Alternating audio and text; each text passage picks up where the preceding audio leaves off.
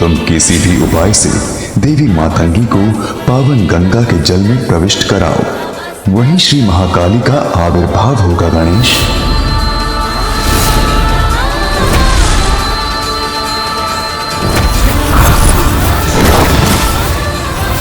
ये देवी तो श्री महाकाली नहीं, ये तो कोई और है।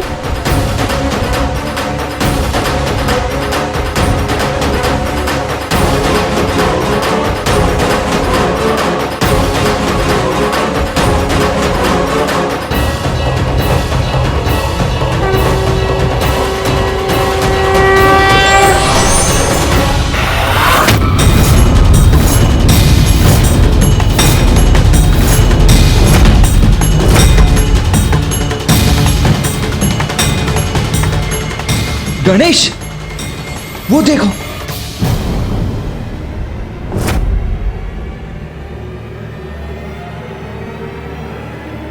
ये माता कहां अदृश्य हो गई?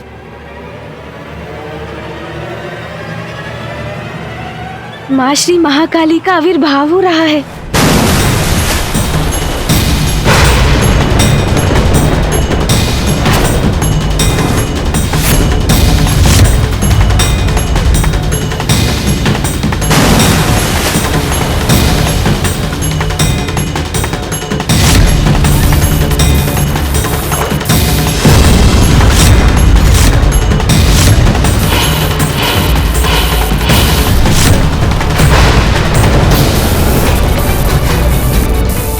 ये रूप और ये क्रोध मुझे भयभीत कर रहा है। माता ने ऐसा कठोर रूप क्यों धारण किया है? जगत जननी की अद्भुत लीला वो ही जानती हैं। सत्य है, देवी आदि शक्ति के श्री महाकाली रूप का आविर्भाव हुआ है।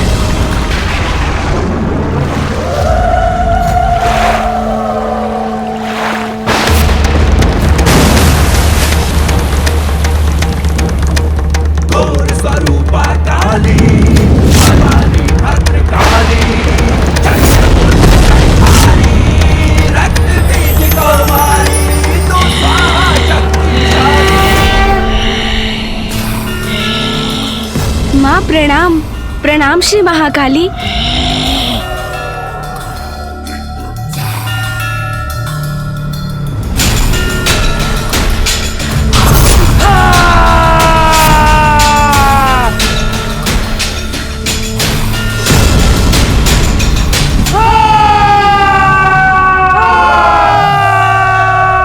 माता की विशालता में तो जैसे संपूर्ण ब्रह्मांड समा गया है। अनंत अद्भुत है माता का ये रूप।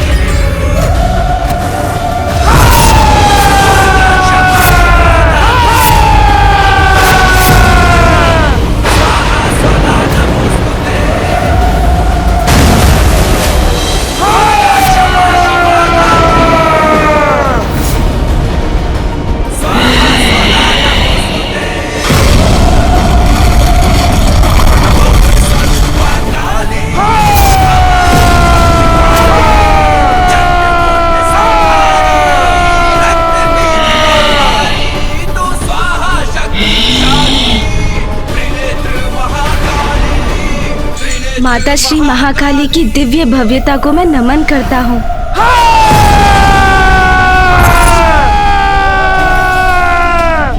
प्रतीत होता है माता अपने पूर्ण आवेश में।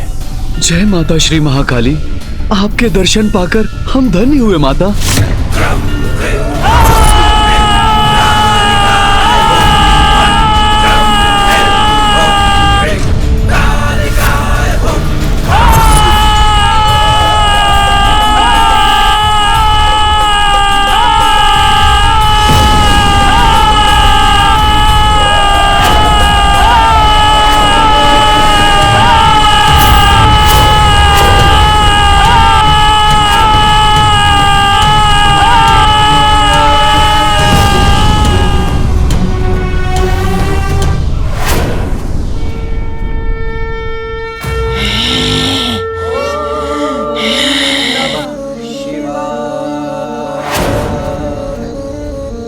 ये कैसा रहस्य है माता?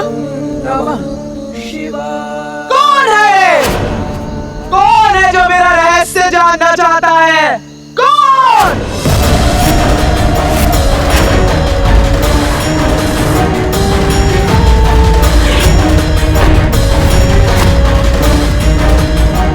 माँ का स्वर इतना कठोर क्यों है?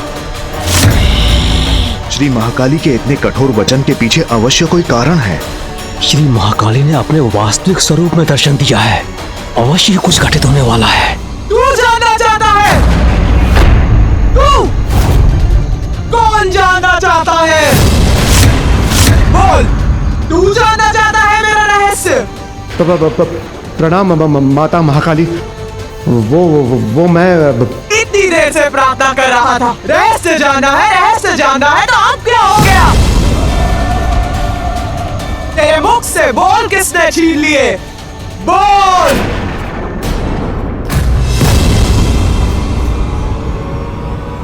देवी श्री महाकाली माँ, माँ की दृष्टि का ऐसा प्रचंड तेज।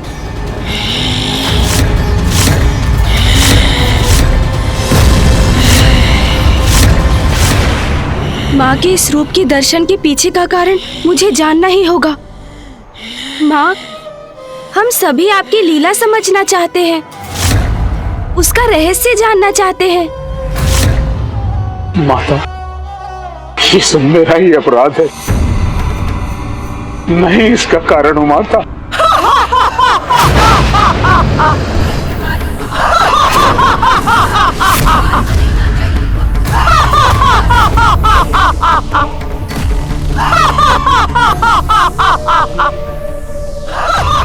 माँ का ये अट्टहास तो किसी को भी कंपित कर दे।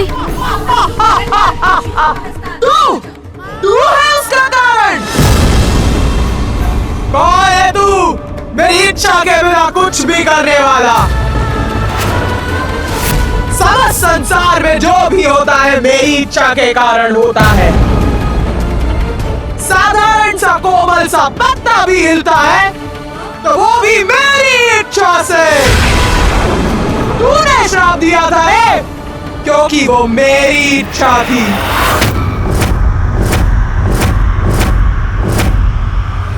आप एक दूसरे में इतने रमे हैं कि आपको अपने आप की, अपने भक्तों की और अपने कर्तव्य की कोई चिंता ही नहीं।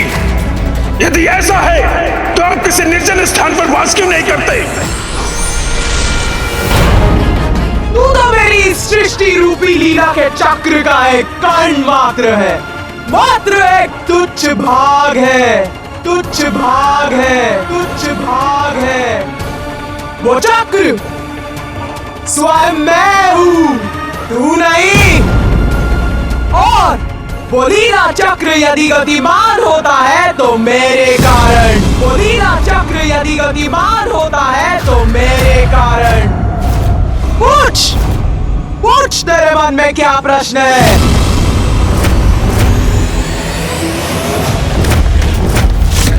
माता, आप माँ मातंगी के रूप में माँ गंगा में प्रविष्ट हुई और हमारी प्रार्थना सुन आपके पूर्व एक दिव्य श्वेत वर्णी देवी जल से बाहर आई। कौशिकी, कौशिकी थी वो,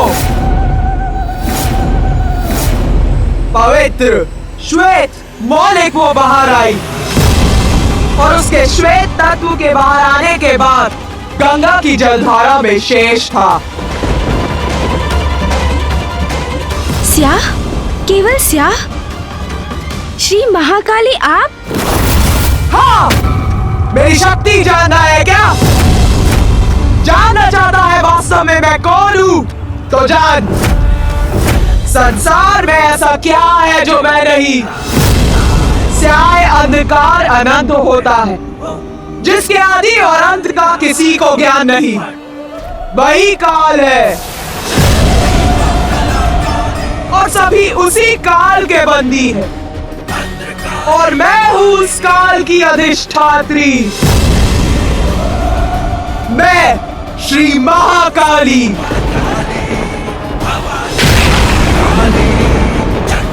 मैं ही परम ब्रह्मा हूँ। मैं ही परम ब्रह्म, पराशक्ति हूँ मैं, पराशक्ति हूँ मैं, पराशक्ति हूँ मैं।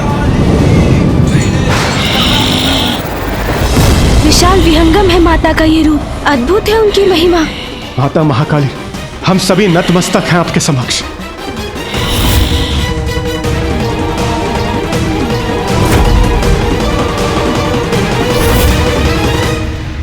मुझे माता श्री महाकाली से उनकी लीला का रहस्य पूछना चाहिए। यही इच्छा महागणपति जी की भी थी, इसलिए तो उन्होंने मुझे मार्गदर्शन भी दिया था और इसलिए हम यहाँ एकत्रित भी हुए हैं।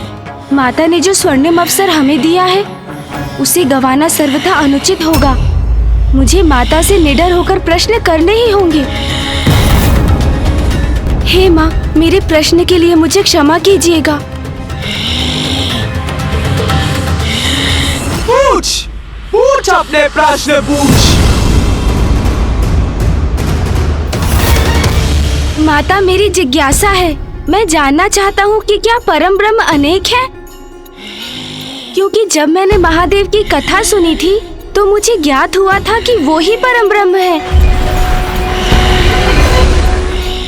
और फिर मुझे श्री महागणपति जी ने भी यही बताया था कि वो परम ब्रह्म है। और अब आपने भी कहा कि आप ही परम ब्रह्म हैं। तो फिर वास्तविक परम ब्रह्म है कौन?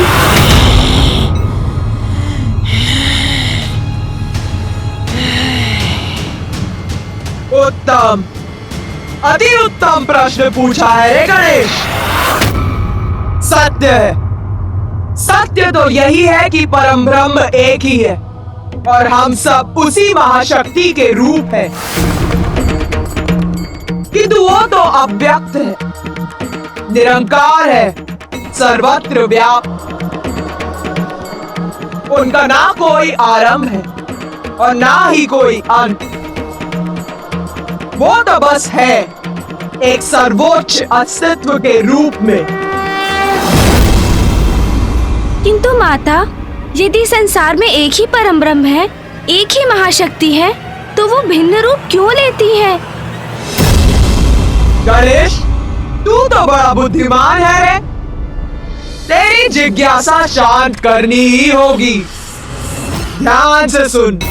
परम ब्रह्म की महाशक्ति संसार में आवश्यकता के अनुसार अनेकों रूप में प्रकट होती है।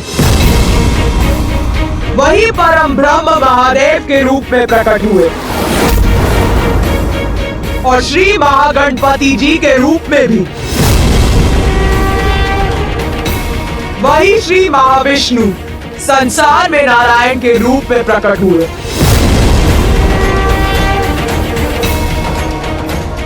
और उन्हीं परम ब्रह्म का एक रूप मैं भी हूँ। परम ब्रह्म के रूप अपने अनुसार संसार के कल्याण हेतु कार्य करते हैं, जो अपने अनेक अवतारों में सृष्टि का पालन भी करते हैं और संहार भी करते हैं। किंतु माता, श्री महाकाली रूप लेने के पूर्व आपने माता मातंगी का रूप क्यों धारण किया था? तेरी जिज्ञासा कब शांत होगी रे गणेश? सुन, मेरे 10 महाविद्या रूप है और उन 10 महाविद्या रूप में से 9वां रूप है मातंगी। 10 महाविद्या माता? संसार के सृजन, पालन और संहार हेतु सृष्टि के विकास और उसके चक्र को उचित रूप से गतिमान करने के लिए मैं अपनी 10 महाविद्याओं के रूप धारण करती। और जब जब संसार को मेरी आवश्यकता होती है तो उसी प्रकार मैं अपना रूप धारण करती। माता, मेरी जिज्ञासा तो और भी बढ़ती जा रही है। आपकी 10 महाविद्या रूप माता, ये कौन है? हमें उनके रूप, शक्तियाँ और कार्य विस्तार से बताने की कृपा कीजिए माता। हमें उनके नामों का भी परिचय दीजिए।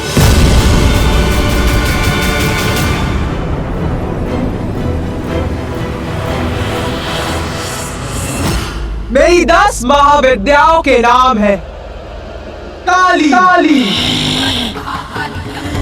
तारा, षोडशी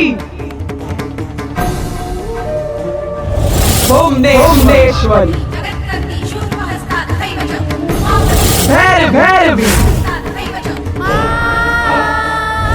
भूपति बगुला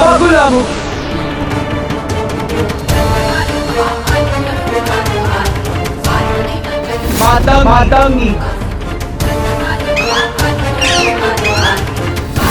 कमला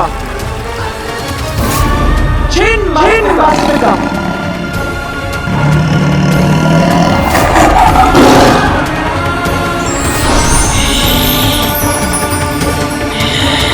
और मेरे प्रत्येक महाविद्या रूप में महादेव भिन्न रूप में मेरे साथ रहते, जैसे कि मेरे मातंगी रूप में वो मातंग के रूप में मेरे साथ रहते। माता, हमें अपने 10 महाविद्या रूपों का परिचय देने के लिए आपको अनेकों धन्यवाद। क्यों तुम सभी यहाँ मेरे महाकाली रूप का रहस्य ज्ञात करने के लिए एकत्रित हुए हो ना? तो सुनो, अब मैं तुम्हें अपने महाविद्या रूप और मेरे उस रूप में महादेव कौन से रूप में होते हैं ये बताती हूँ।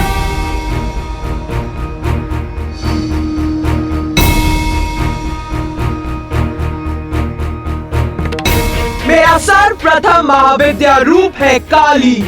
काली का उद्गम संसार में महादेव के साथ कैसे हुआ और काली रूप में महादेव ने कौन सा रूप धारण किया, सर्वप्रथम ये कथा सुनो।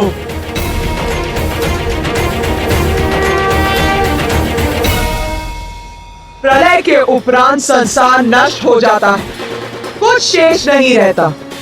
तब एकमात्र मैं रहती हूँ, अव्यक्त निरंकार रूप में, और फिर मेरा प्रणव रूप प्रकट होता है जिससे संसार की सृष्टि होती।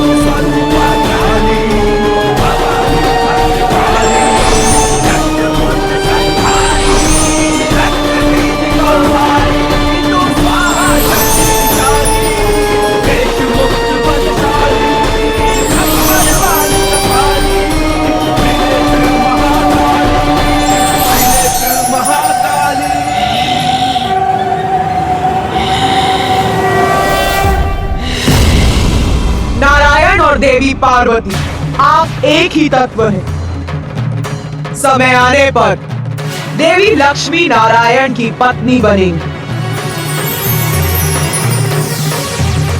और देवी पार्वती महादेव की अर्धांगिनी।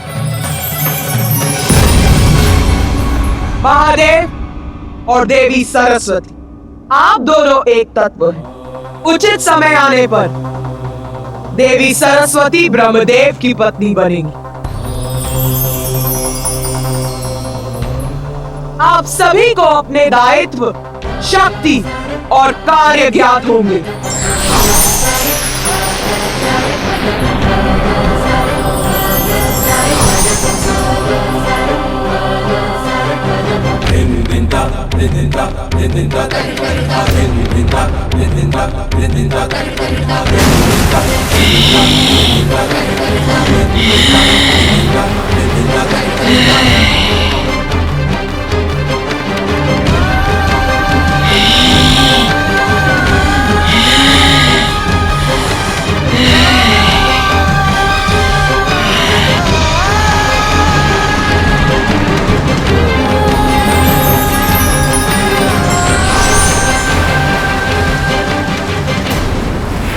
सृष्टि के नवीन सृजन के समय जब संपूर्ण सृष्टि जलमग्न थी, उसमें थल अंश मात्र ही था। जो जल में उसी प्रकार विद्यमान था जैसे घृत जल में रहकर भी उससे पृथक ही रहता है। थल कोमल था, उसे कठोर बनाना था जिससे उस पर जीवन का संचार हो सके। विष्णुदेव को संसार का पालनहार बनना था, किंतु उसके लिए सर्वप्रथम संसार को आकार देने की आवश्यकता थी। इसीलिए मैंने निर्णय लिया कि विष्णुदेव संसार की रचना में मेरे सहायक बनेंगे। सृष्टि के पालनहार? किंतु मामा जी तो गहन निद्रा में लीन थे। सत्य है, नारायण तामसी प्रभाव में आकर माया के वशीभूत थे, इसीलिए उन्हें निद्रा से जगाना अत्यंत महत्वपूर्ण था। और उन्हें जगाने के लिए मैंने अशांति उत्पन्न करने का निश्चय लिया। अशांति माता? हाँ, अशांति मधु और कैटब के रूप में।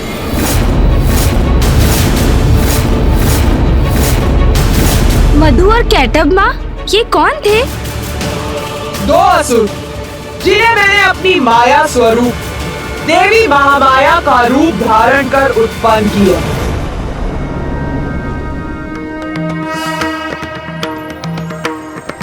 कृष्णाय गोविन्दाय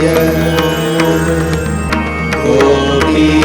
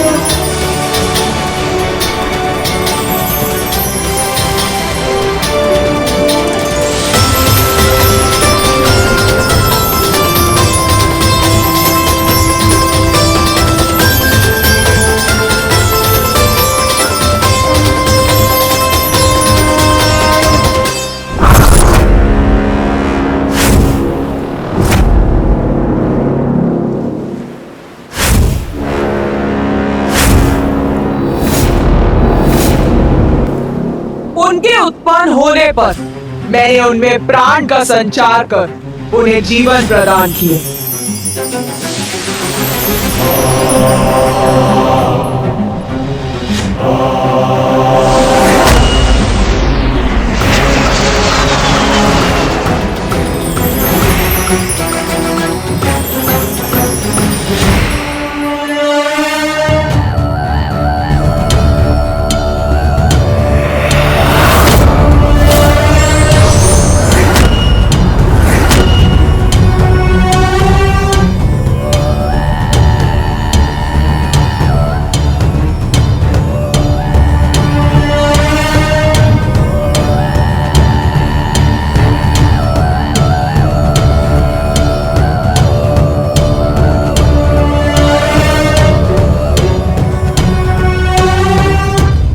ये क्या स्थान है?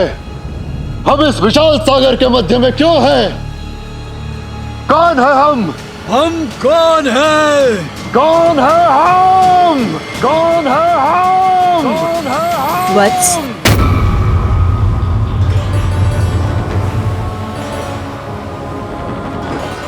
तुम दोनों हो मधु और कैटब। मैं मधु। मैं कैटब। मैं मधु। मधु। मैं कैटब हूँ। मैं कैटब हूँ।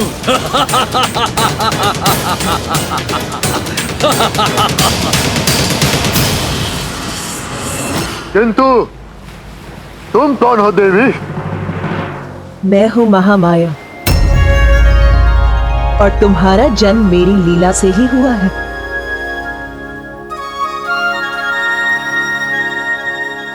प्रणाम माता।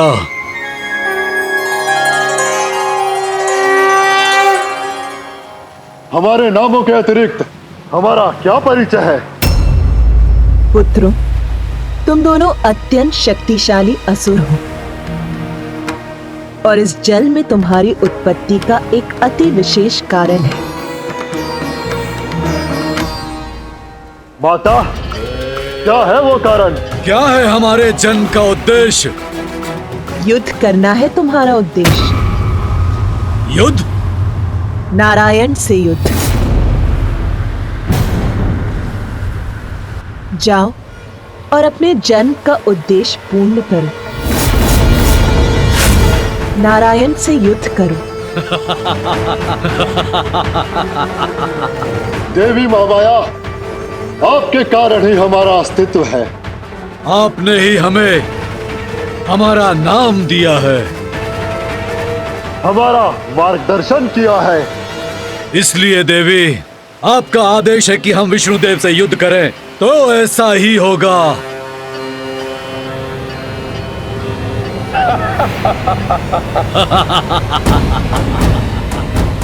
प्रणाम माता। कहाँ है विष्णुदेव?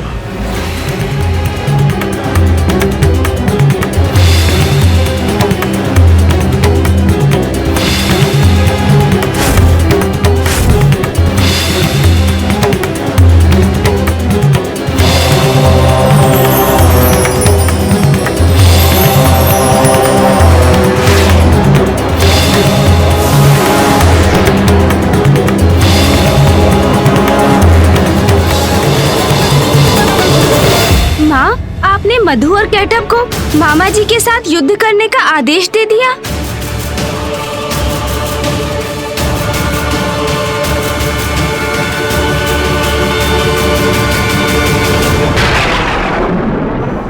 तुझे क्या लगता है ये भूल थी मेरी? जब से मैं आई हूँ प्रश्नों की झड़ी लगा रखी है।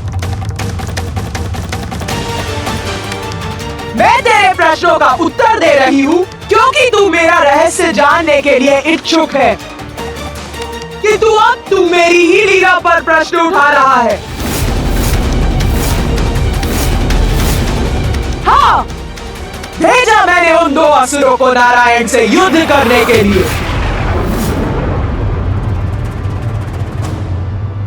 मेरी लीला समझने का सामर्थ्य है भी तुझमें? मेरा उद्देश्य ये नहीं था माता, आपको क्रोधित नहीं करना चाहता था मैं। श्री महाकाली माँ, मैं तो बस!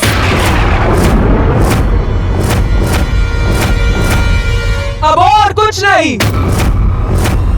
कौन होते हो तुम सभी मुझसे प्रश्न पे प्रश्न पूछने वाले? पराशक्ति हूँ मैं। बहुत हुई मेरी लीला की कथा। अब ना तो मुझे कुछ सुनना है और ना ही कुछ कहना।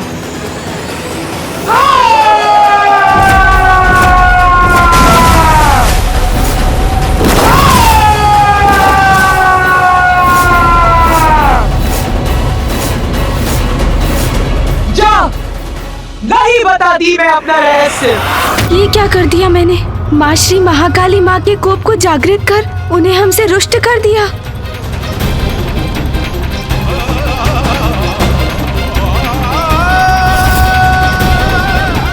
माता से और प्रश्न करना कदाचित उनकी क्रोधाग्नि को और भड़का देगा।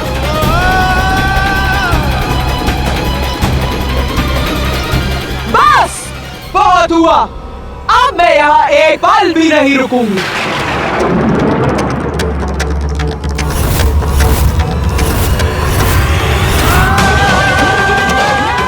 माता जा रही है यहाँ से। ओम जयंती मंगला काली भद्रकाली कपालिनी दुर्गा क्षमा शिवा धात्री स्वाहा स्वधा नमोस्तुते। ओम जयंती मंगला काली भद्रकाली कपालिनी दुर्गा क्षमा शिवा धात्री स्वाहा स्वधा नमोस्तुते। ओम जयंती मंगला काली भद्रकाली कपालिनी दुर्गा क्षमा शिवा धात्री स्वाहा स्वधा नमोस्तुते। ओम जयंती मंगला काली भद्रकाली कपालिनी दुर्गा क्षमा शिवा धात्री स्वाहा स्वधा नमोस्तुते। गणेश जी की स्तुति से माता श्री महाकाली का क्रोध शांत हो रहा।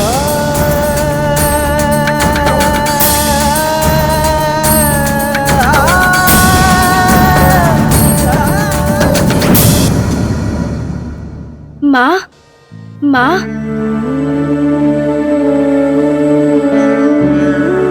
मुझे क्षमा कीजिए माँ। मैं अपने प्रश्नों से आपको क्रोधित नहीं करना चाहता था। ये प्रश्न तो मात्र मेरी जिज्ञासा थी। कृपया अपनी कथा हमें सुनाइए ना माँ। अपनी दिव्य लीला को विस्तार से समझने के लिए हम सभी अति उत्साहित हैं। हमारी जिज्ञासा शांत कीजिए ना माँ। वास्तव में बुद्धि का देवता है तू। मेरी क्रोधाग्नि को शीतल कर दिया। तुम सभी मेरी लीला जानना चाहते थे ना? तो सुन, मैंने ही उन दो असुरों को नारायण से युद्ध करने का आदेश दिया था। किंतु असुरों का तो स्वभाव ही होता कि वो कभी किसी के आदेश का पालन नहीं करते। अर्थात माता? अर्थात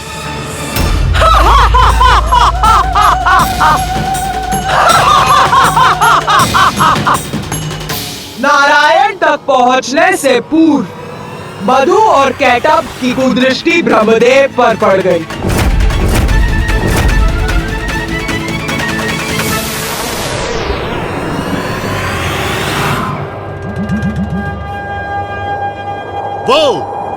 वहां देखो भ्राता कैटब, क्या है वो? उचित है मधु, देखता हूं, अभी देखता हूं।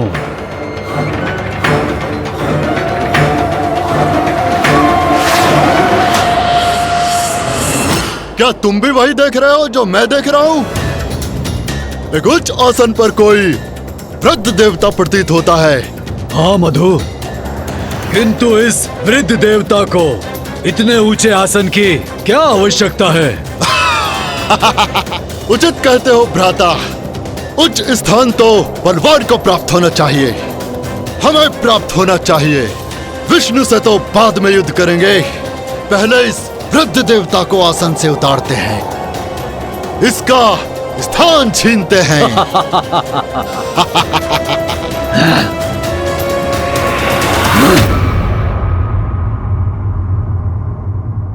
वृद्ध देवता सुनो। ए, सुनो।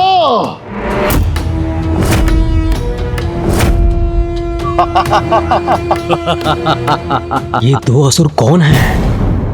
इस दुर्बल प्रतीत होने वाले वृद्ध देवता को तो हम बड़ी आसानी से कमल सिंहासन से गिरा सकते हैं। हाँ, सर्वप्रथम इससे मुक्ति पाएंगे हम, फिर उस विष्णु को नष्ट करेंगे, फिर इस संपूर्ण सागर के अधिपति बनेंगे हम।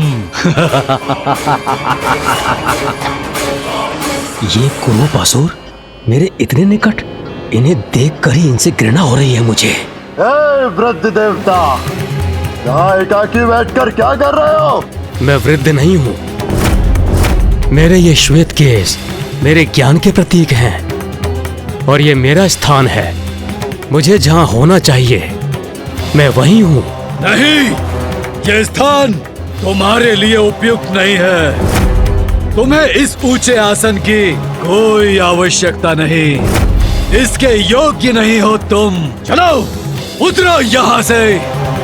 तुम दोनों यहाँ कर ये उपद्रव क्यों कर रहे हो? मैं शांति प्रिय हूँ। तुम्हें मेरे स्थान से मुझे हटाकर क्या प्राप्त होने वाला है? क्या प्राप्त होगा हमें?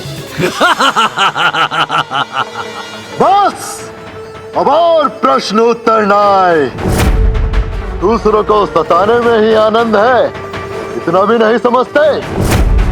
इसलिए जैसा कहा जाए वैसा करो, अन्यथा शांति प्रिय देवता तुम्हारे जीवन को अशांति से भर देंगे हम। या कदाचित तुम हमारा विरोध करने की इच्छा रखते हो? हाँ, विरोध करो, संघर्ष करो हमसे, यही चाहते हैं हम। फिर तुम्हें सताने में और आनंद आएगा। ये असुर तो बड़े दुष्ट प्रतीत होते हैं। मैं करूं तो क्या करूं?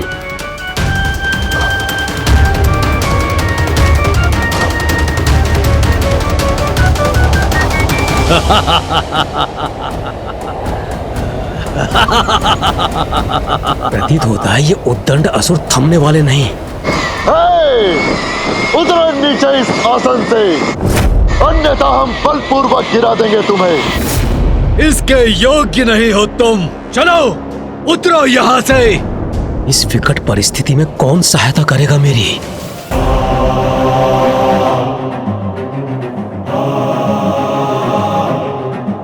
नारायण से सहायता की गुहार करता हूं। नारायण, नारायण, निद्रा त्यागिए, उठिए नारायण, नारायण, मेरी सहायता कीजिए।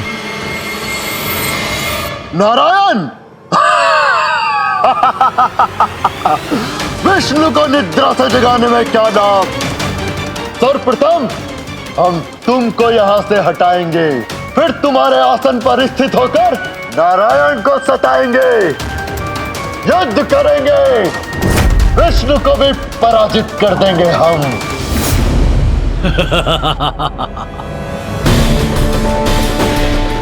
नभदेव वधु और कैटभ से आतंकित, क्योंकि वो उनसे युद्ध नहीं कर सकते, तो वो नारायण की प्रार्थना कर उन्हें उनकी निद्रा से जगाने का प्रयत्न करने लगे। ओम नारायणाय नमः। ओम नारायणाय नमः। ओम नारायणाय नमः। ओम नारायणाय नमः। ओम नारायणाय नमः।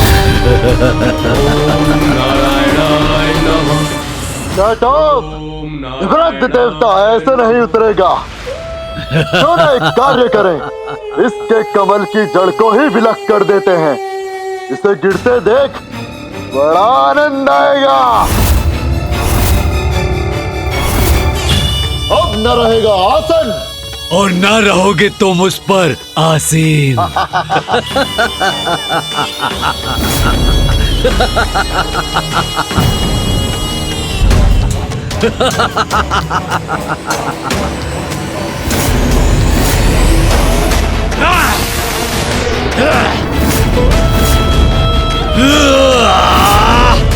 ये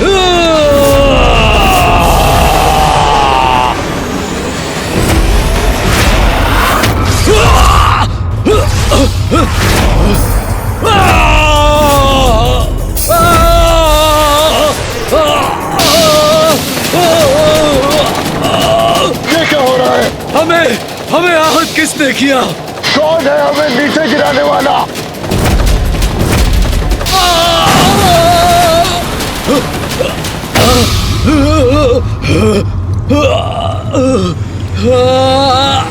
हमें चुनौती देने का दुस्साहस किसने किया?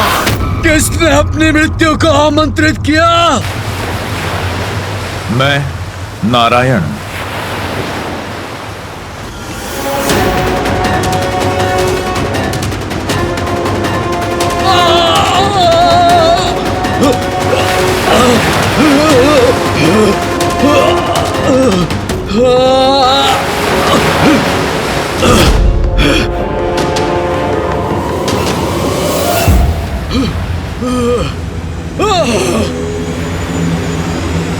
नारायण के कान की मैल से उत्पन्न हुए ये असुर कोई साधारण असुर नहीं थे और उनमें प्राण तो मैंने ही फूके थे, तो उनका अंत इतनी सरलता से कैसे हो सकता था? मैं चकित और विचलित इस बात से हूँ कि माता द्वारा उत्पन्न दो असुर उन श्री हरिनारायण विष्णु का सामना भला कैसे करेंगे, जो स्वयं जगत के पालनहार हैं।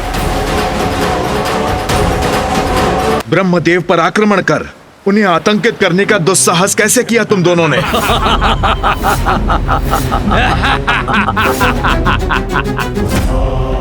ओह, स्वयं तुम ही हो नारायण। तुम आ ही गए हमारे समक्ष। उचित किया, हमारा आदेश तो तुमसे युद्ध करना ही था। सर्वथा उचित है ये। उस वृद्ध देवता से तो हम बाद में निपट लेंगे। सर्वप्रथम तुम्हें ही नष्ट करते हैं, तुम्हें ही नष्ट करते हैं, ही नष्ट करते हैं।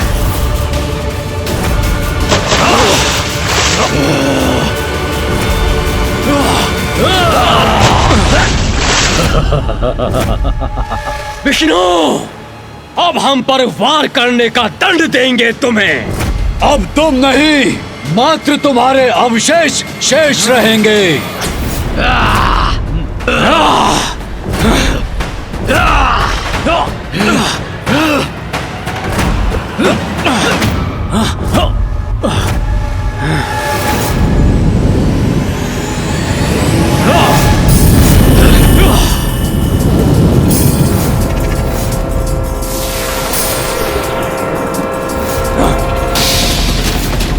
इन दोनों दुष्टों ने तो विष्णुदेव पर आक्रमण कर दिया।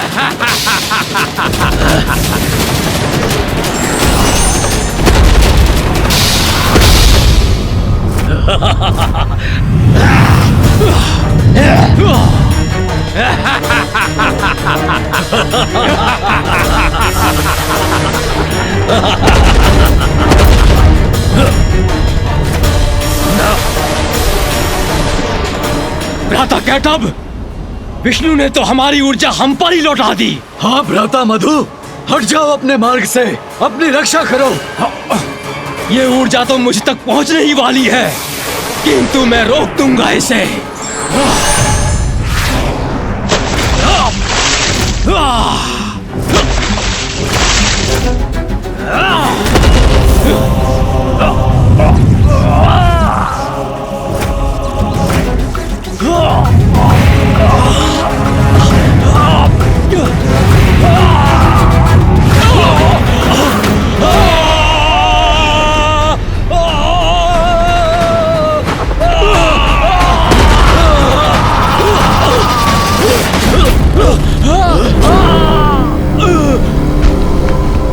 जो उचित था वही हुआ। ये दोनों दुष्ट असुर नष्ट हो गए। धन्यवाद नारायण।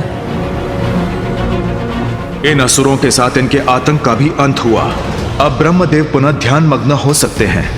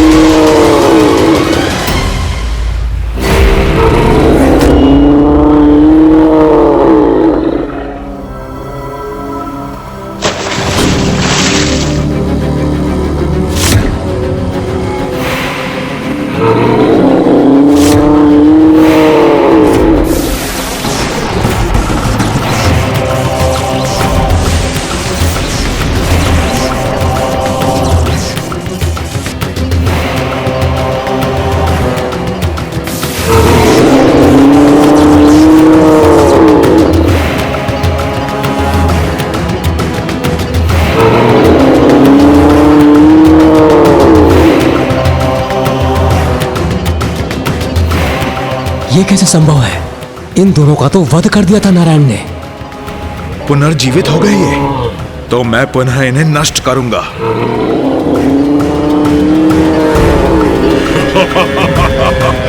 क्या हुआ विष्णुदेव? हमें पुनर्जीवित देखकर शक्ति में आ गए। अब हम तुम्हारा अंत करेंगे। किंतु कैसा प्रहार करूं जिससे ये पुनः जीवित ना हो सके?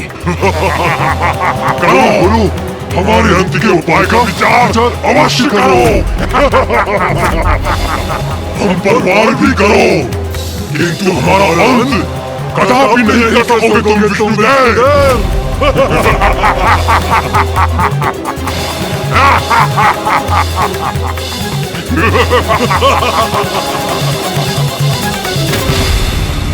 ये कैसे हुआ माँ? मामा जी के द्वारा मधु और कैटअप के वध करने पर भी वो पुनर्जीवित कैसे हो गए? गणेश जी ने पुनः माँ काली से प्रश्न कर दिया, कहीं वो पुनः गणेश जी से क्रोधित हो गई तो?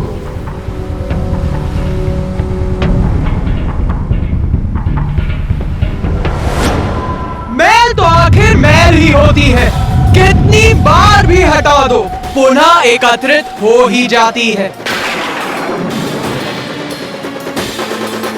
नारायण के कान के मैल से उत्पन्न हुए ये असुर कोई साधारण असुर नहीं थे, और उनमें प्राण तो मैंने ही फूके थे, तो उनका अंत इतनी सरलता से कैसे हो सकता था?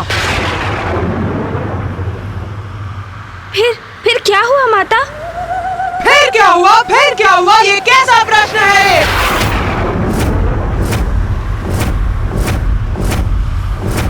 फिर वही हुआ जिसके लिए मैंने उन्हें उत्पन्न किया था, जिसके लिए मैंने उन्हें प्राण दिए थे। युद्ध, भयंकर युद्ध।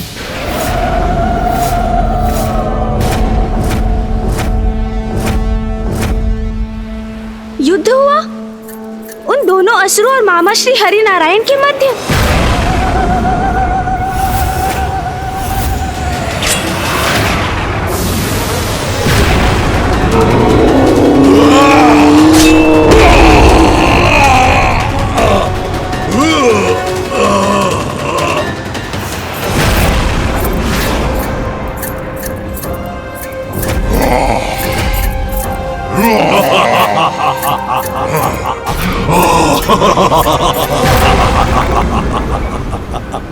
हे नारायण, देखो इधर, हम तो पुनः युद्ध करने आ गए।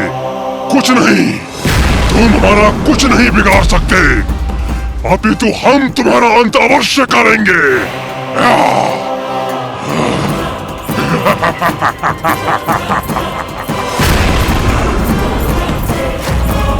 इन दोनों विकराल असुरों से नारायण कैसे पार पाएंगे? अग्नि प्रहार।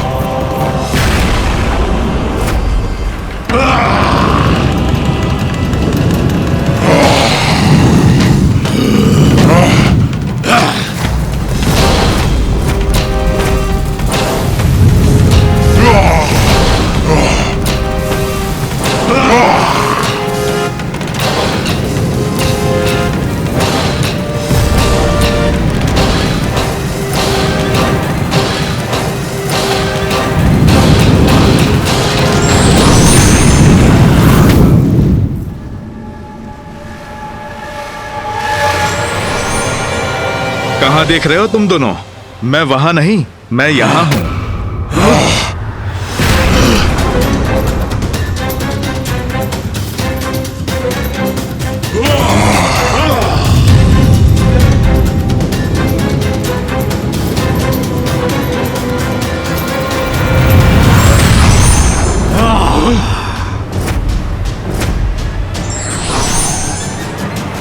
वहां नहीं, यहां।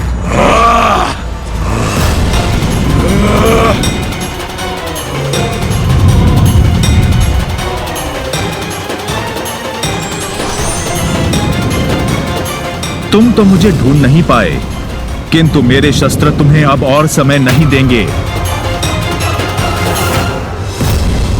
अब अब मैं अपने पाश से तुम दोनों का अंत करूंगा।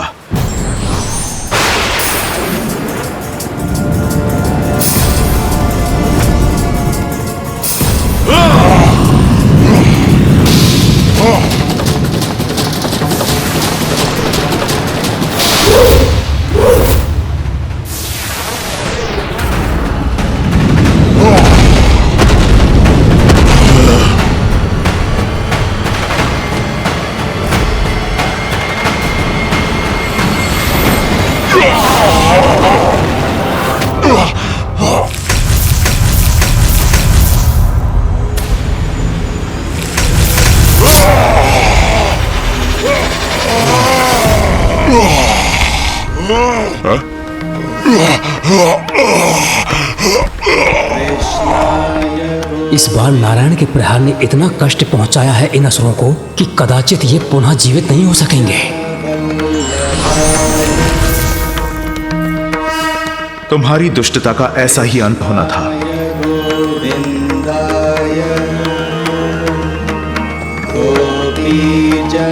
कदाचित इस बार सागर की गहराई में विलीन हो गए हैं ये दोनों। कृष्णाय गोविंदाय गोपीजनवल्लभाय। ये कैसी ध्वनि है?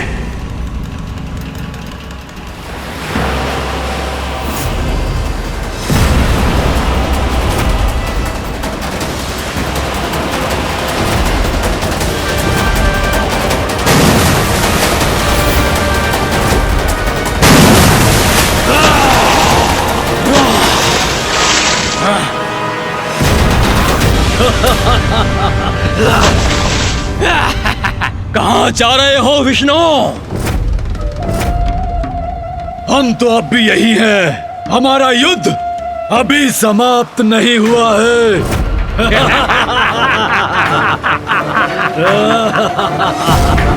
ये दोनों पुनः जीवित कैसे हो रहे हैं? क्या सोचा था तुमने? अंत हो गया हमारा। तुम हमें नष्ट नहीं कर सकोगे। किंतु अब हम करेंगे तुम्हारा अंत।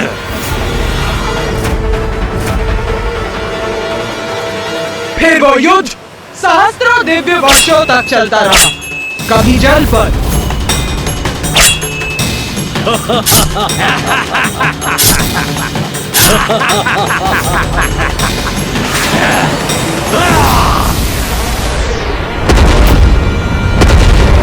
विष्णुदेव, लो अब संभालो हमारा प्रहार।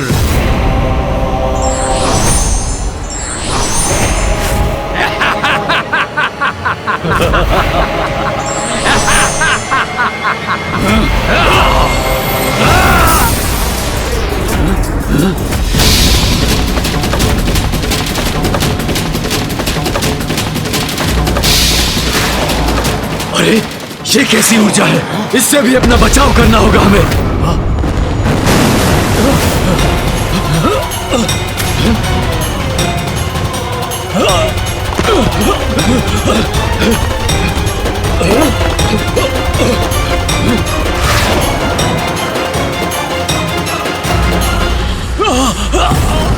भ्राता कैटब, ये तो विचित्र कौतुक रचा है विष्णु ने।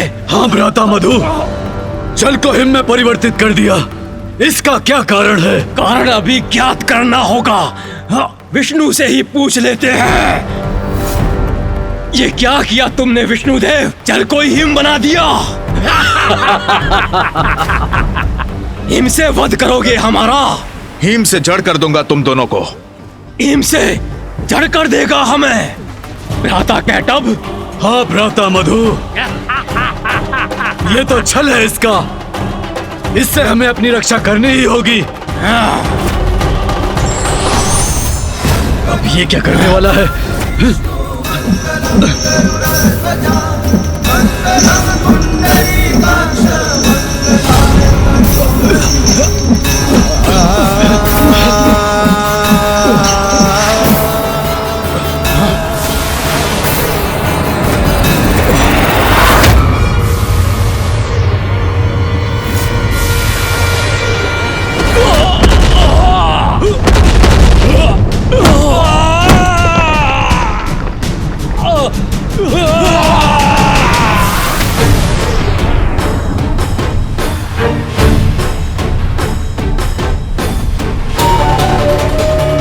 कदाचित पुनः गतिशील नहीं हो सकेंगे ये असुर।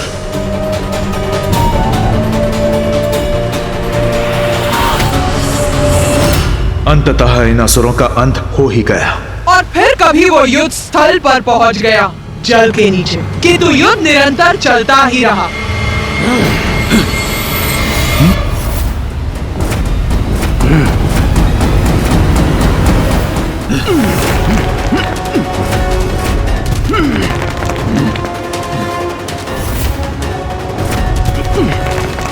इस हिम से मुक्त होना होगा। हाँ भ्राता मधु, फिर उस विष्णु के प्राण मुक्त करेंगे हम। अभी भी जीवन शेष है इनमें। इन दोनों के अंत का क्या उपाय है?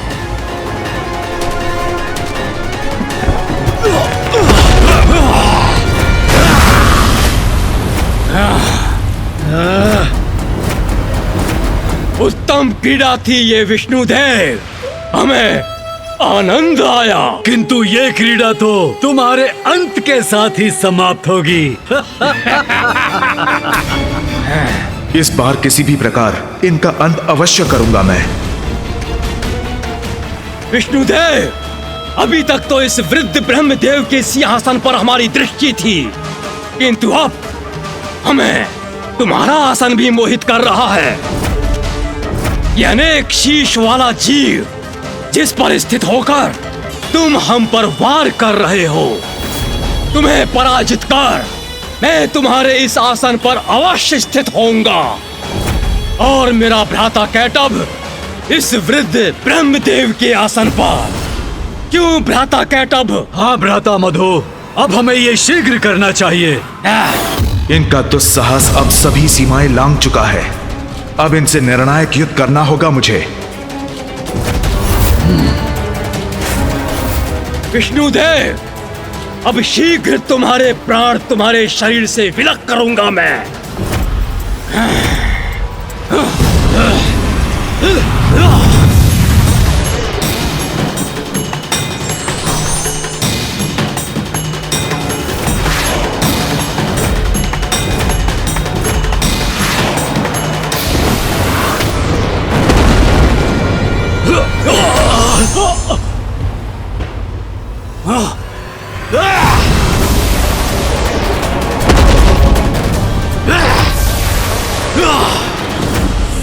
विष्णु के आसन, अपने शीश झुकाओ हमारे समक्ष।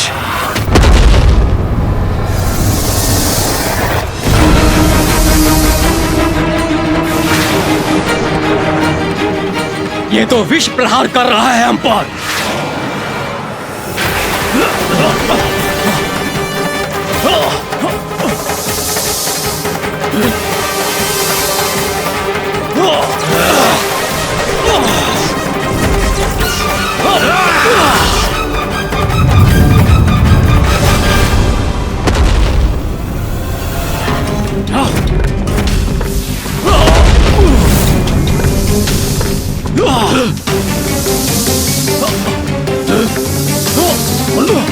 इतने प्रचंड प्रहारों के पश्चात भी ये दोनों जीवित कैसे हैं?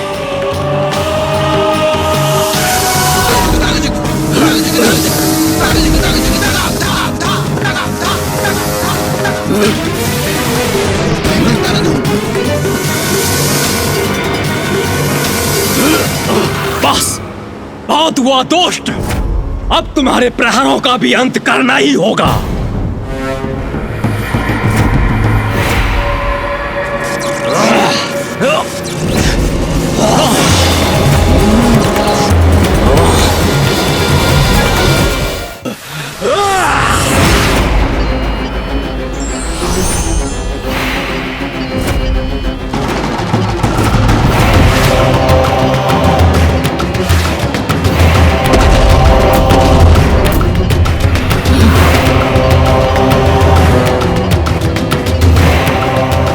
इसी प्रकार नारायण और मधु और कैटभ के मध्य भयंकर युद्ध चलता रहा। नारायण ने उन दोनों असुरों का सहस्त्र बार वध किया और उतनी ही बार वो न केवल पुनर्जीवित हुए, अपितु और शक्तिशाली और विशाल गतिशील और दुष्टता से परिपूर्ण होकर पुनः युद्ध करने पहुंच गए।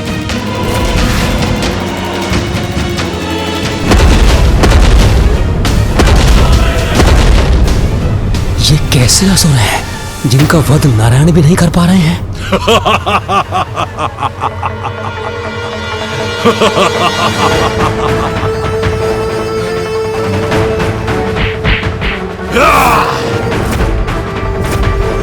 बस बहुत हो गया। माता का आदेश था कि तुमसे युद्ध करना है। हो गया युद्ध, अब सर्वनाश होगा तुम्हारा। माता का आदेश था, नारायण से युद्ध करना था इन्हें।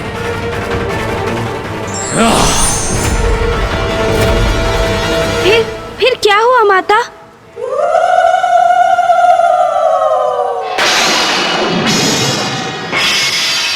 वही हुआ जो श्री महाकाली की इच्छा थी, जो मेरी इच्छा थी। क्या इच्छा थी माँ आपकी? तमसो माँ ज्योतिर्गमय, अंधेरे पर प्रकाश की विजय अवश्य होती है, किंतु प्रयास करते रहने और उचित समय आने पर न पूर्व न उसके पश्चात इसका प्रभाव हमेशा सृष्टि पर पड़ता है, जिसका परिणाम हमेशा सकारात्मक होता है। फिर क्या हुआ माता?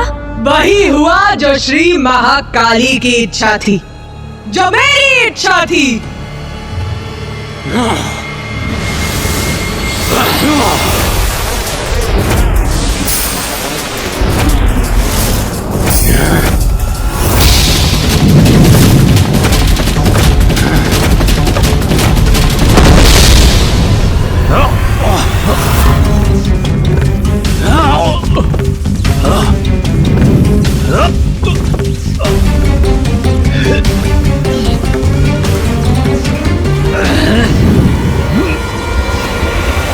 युद्ध तो और भी भयंकर होता जा रहा है और नारायण क्लांत हो रहे हैं। मुझे समझ में नहीं आ रहा है कि इन असुरों का अंत क्यों नहीं हो रहा है। माता का आदेश था कि तुमसे युद्ध करना है। माता का आदेश? यही कहा था इन असुरों ने। माता के आदेश से ही ये नारायण से युद्ध कर रहे हैं, अर्थात माता की इच्छा से ही इनका वध भी होगा।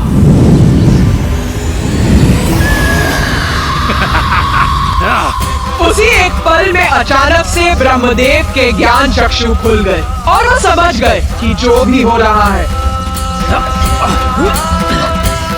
मेरी ही इच्छा से हो रहा है।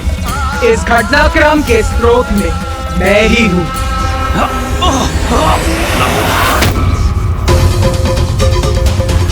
श्री महाकाली, हमको जन्म देने वाली देवी महाकाली, आप ही स्वधा, आप ही वशकार हो।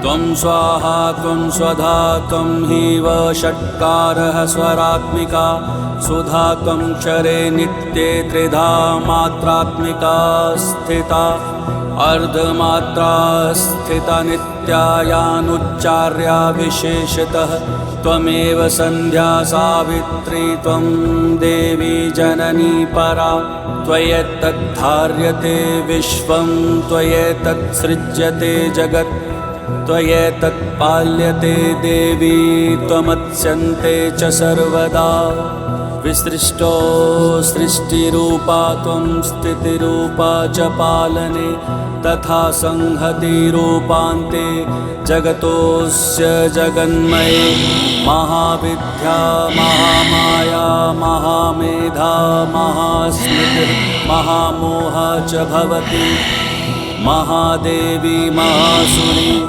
प्रकृतिस्त्वं च सर्वस्य गुणत्रयविभाविनी कालरात्रिर्महारात्रिर्मोहरात्रिश्च दारुणा त्वं श्रीस्त्वमीश्वरी त्वं ह्रीस्त्वं बुद्धिर्बोधलक्षणा लज्जा पुष्टिस्ततुष्टिस्त्वं शान्तिक्षान्तिरेव च खड्गिनी शूलिनी घोरा गदिनी चक्रिणी तथा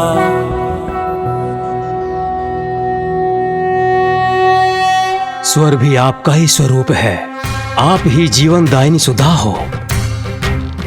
नित्य अक्षर प्रणव में आकार, ऊकार और महकार और इन तीनों मात्राओं के साथ बिंदु रूप में अरेद मात्रा है, वो भी आप ही हैं। आप ही संध्या सावित्री तथा आप ही परम जननी हो। आप ही परम ब्रह्मांड को धारण करने वाली हो।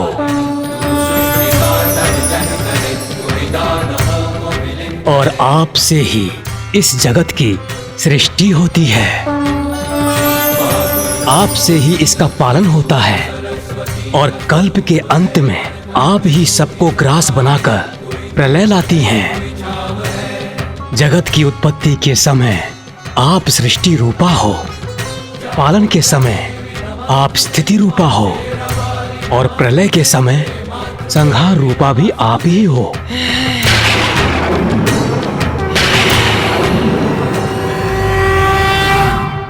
देवी, आप ही काल रात्रि, मोहरात्रि और महारात्रि हो। आप ही श्री ईश्वरी ह्रीं और बोध रूपा बुद्धि हो। लज्जा, पुष्टि, तुष्टि, क्षमा और शांति आप ही हो। संसार में जो कुछ भी है और उनकी जो भी शक्ति है, सब आप ही हो माता। मैं तुच्छ आपकी क्या स्तुति कर सकता हूँ। आपने ही मुझे और नारायण को हमारा अस्तित्व प्रदान किया। फिर मुझ में इतना सामर्थ्य कहाँ जो मैं आपकी स्तुति कर सकूं। हे देवी, आप तो अपने उदार प्रभावों से ही प्रशंसित हो। रक्षा करो माता, रक्षा करो माता। माता रक्षा करो इन दोनों असुरों मधु और कैटभ, जिनका जन्म आपकी ही शक्ति से हुआ है। इन्हें मोह में डालकर नारायण के द्वारा इनके वध का उपाय करो माता। रक्षा करो माता, रक्षा करो माता।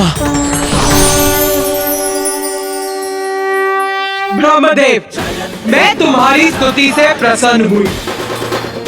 चिंता मत करो, माँ सदैव अपनी संतानों की रक्षा के लिए तत्पर रहती। मैं ही महामाया हूँ और अपने महामाया स्वरूप में मैंने जो आरंभ किया था, मैं ही उसे संपन्न करूंगी। तुम हमें नहीं रोक सकते विष्णुदेव। हम विजयी होकर रहेंगे। पुत्र मधु, पुत्र कैटभ। माता,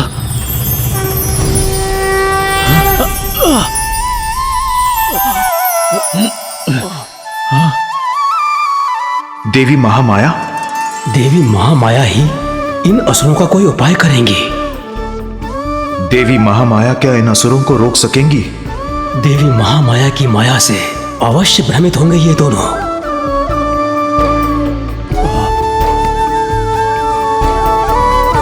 प्रणाम माता।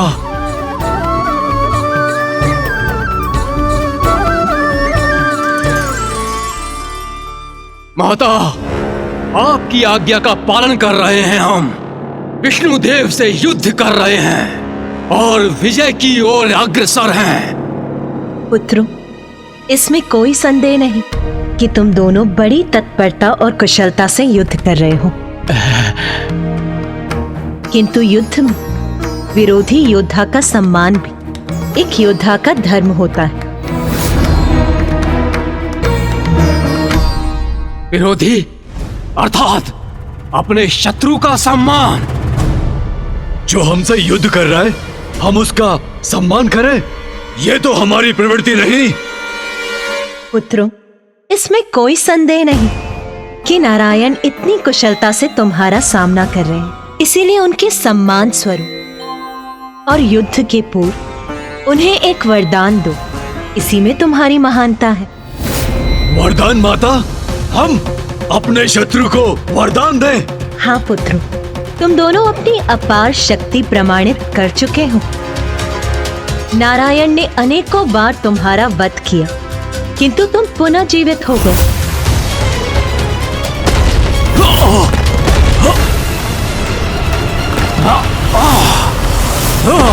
इसीलिए उन्हें वरदान देने से तुम्हारी शक्ति क्षीण नहीं पड़ेगी, किंतु तुम ये सिद्ध करोगे कि शक्तिशाली होने के साथ साथ तुम कितने उदार भी हो, और उदारता तो महानता का ही लक्षण है। जैसी आपकी आज्ञा माता।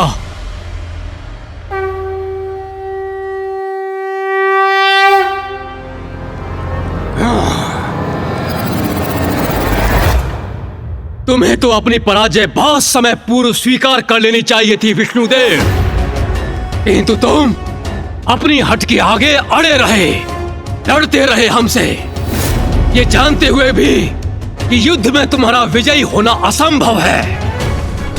किंतु हम तुम्हारी दृढ़ता की सराहना करते हैं, इसलिए तुम्हें युद्ध में पराजित करने के पूर्व तुम्हें एक वरदान अवश्य देंगे। मांगो, वरदान मांगो हमसे। मैं वरदान मांगू इन दुष्ट असुरों से?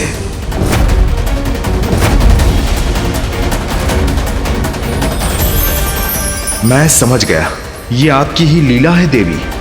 वही होगा जो आपकी इच्छा है।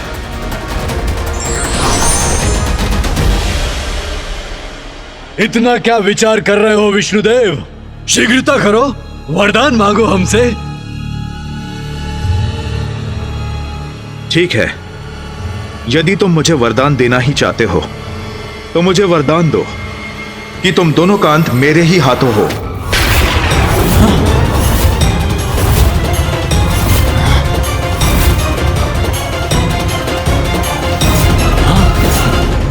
हमारा अंत हो इसके हाथों?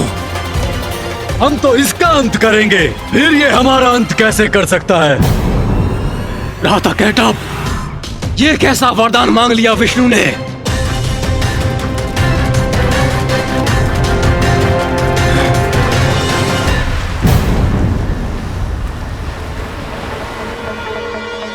चतुर विष्णु, तुम सोच रहे होगे कि चतुराई से तुमने हमारी मृत्यु का उपाय ढूंढ लिया, किंतु ये केवल मात्र तुम्हारा एक भ्रम है। किंतु हम तुम्हें वरदान अवश्य देंगे कि हमारी मृत्यु तुम्हारे ही हाथों हो। भ्राता मधु, ये क्या कह रहे हो तुम? ये क्या वरदान दे रहे हो तुम? बुद्धि भ्रष्ट तो नहीं हो गई तुम्हारी? हमारे अंत का वरदान मांग रहा है ये। शांत रहो भ्राता कैटअप, इसके बल को पराजित किया था हमने, इसके छल को भी पराजित करेंगे। वरदान अवश्य देंगे इसे, किंतु उसका कोई लाभ नहीं होगा।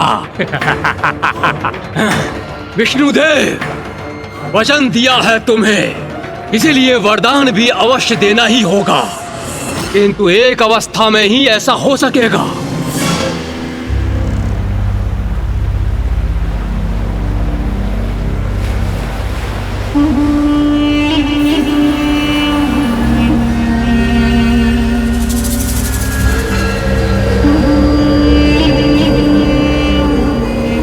हम तुम्हें वरदान देते हैं कि हमारा वध तुम्हारे हाथों होगा, किंतु तुम जल में हमारा वध नहीं कर सकोगे। जल में हमारा वध नहीं कर सकोगे। जल में हमारा वध नहीं कर सकोगे।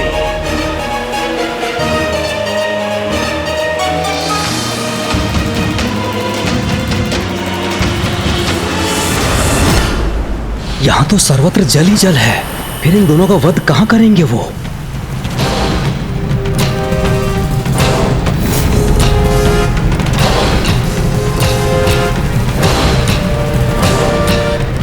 बताओ, स्वीकार है हमारी चुनौती या फिर भयभीत हो गए?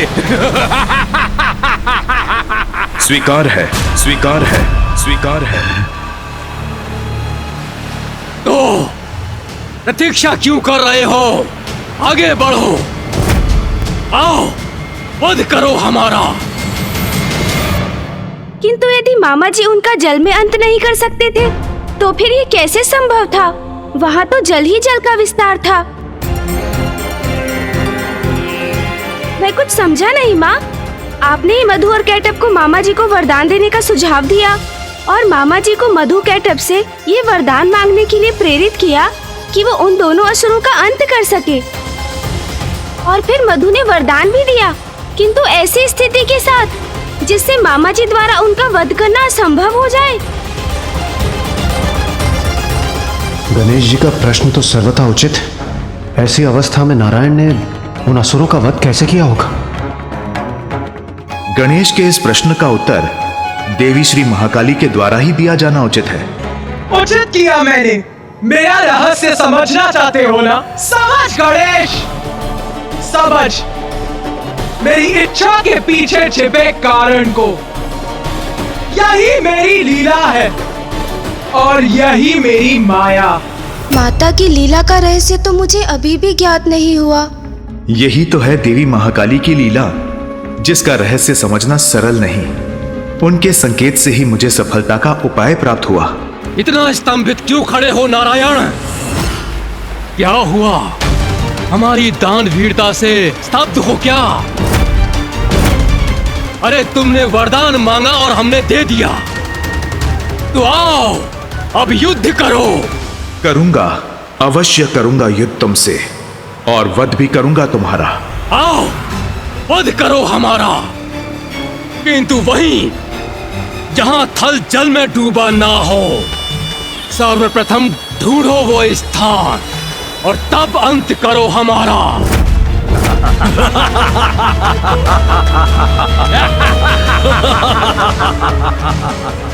अवश्य अवश्य अवश्य, तुम्हारी ये मनोकामना मैं अवश्य पूर्ण करूंगा। राता कैटअप, इसके छल का तो उचित उत्तर दिया मैंने। फिर क्या कारण है विष्णु देव के इस विश्वास का कि वो अब भी हमारा वध करने में सक्षम है? ये तो मैं भी नहीं समझ पा रहा हूँ भ्राता।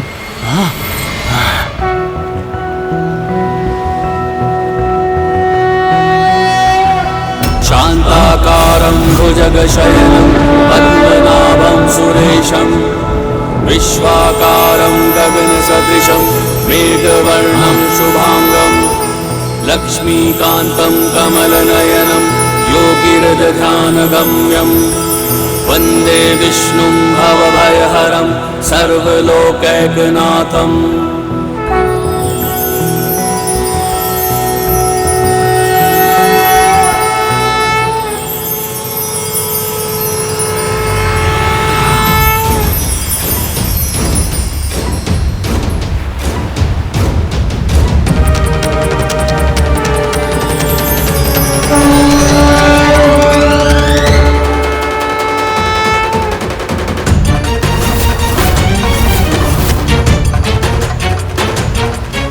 आपके विराट रूप के दर्शन पाकर मैं धन्य हुआ श्री महाविष्णु।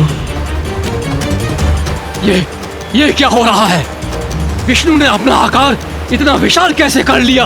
भ्राता मधु, वो तो मुझे भी ज्ञात नहीं, किंतु उचित प्रकार से मैं विष्णु को देख भी नहीं पा रहा हूँ।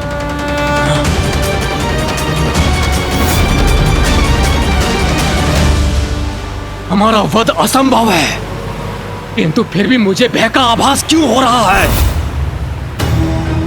भ्राता मधु, भयभीत तो मैं भी हो रहा हूँ। कदाचित इसका कारण विष्णु का ये विकराल रूप है। अपने भय को मिटाना होगा हमें, तभी विजयी हो सकेंगे हम।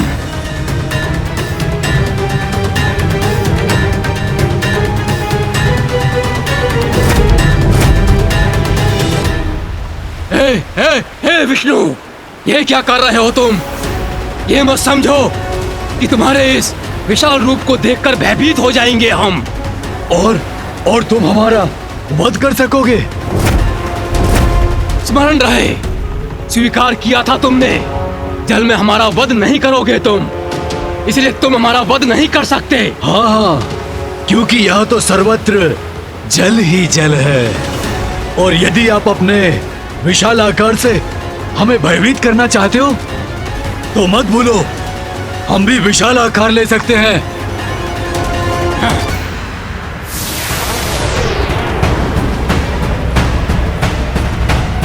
ये देखो। तुम जितना अपना आकार विराट करोगे, तुम्हारा वध करने में मुझे उतनी ही सुविधा होगी। किंतु हां, अपना दिया हुआ वचन भंग नहीं करूंगा। तुम्हारा वध करूंगा, किंतु जल में नहीं।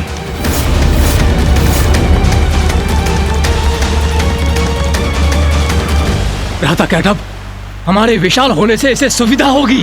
हाँ भ्राता मधु, हम और विशाल नहीं होंगे। इसकी असुविधा में तो आनंद आएगा ना हमें। और वैसे भी ये अभी भी हमसे विशाल ही है।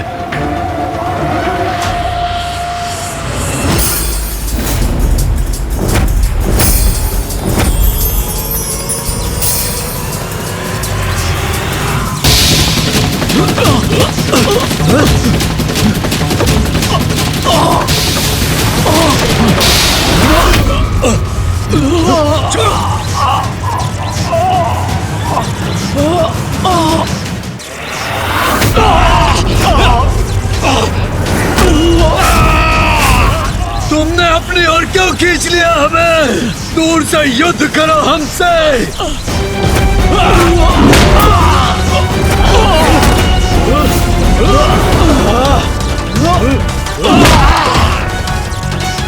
तुम दोनों असुर देवी महामाया की आज्ञा का पालन कर रहे थे ना? तो लो, मैं अब देवी महाकाली की आज्ञा का पालन करूंगा। तुम्हारा वध तो करूंगा, किंतु जल में नहीं।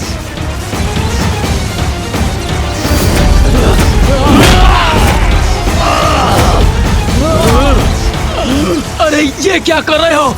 मुक्त करो मुझे। अब तुम दोनों का अंत होगा।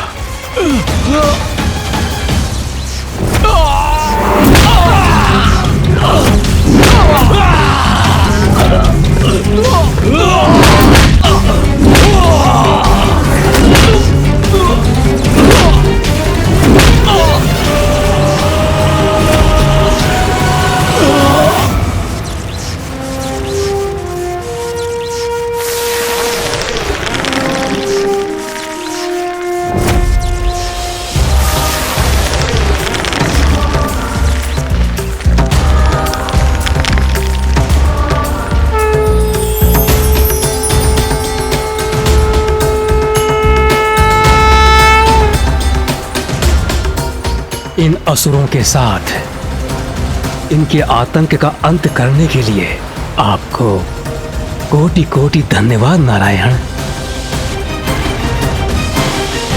माता, आपने ही मधु और कैटअप को उत्पन्न किया। जब उनका अंत ही होना था, तो आपने उन्हें जीवन दिया ही क्यों?